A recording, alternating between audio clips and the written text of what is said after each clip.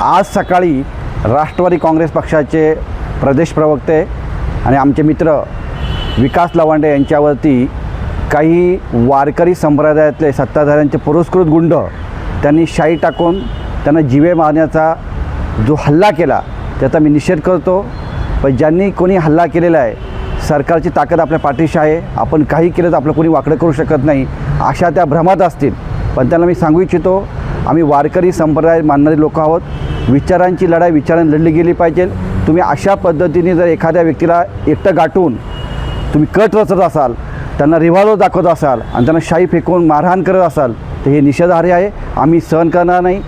पण तुम्ही जेव्हा कधी मुंबईमध्ये याल तेव्हा मुंबई राष्ट्रवादी युवक काँग्रेस याच्यापेक्षाही तुमचं तोंड काळं करेल आणि तुम्हाला जशाच तसं उत्तर दिल्याशिवाय आम्ही देखील स्वस्थ बसणार नाही.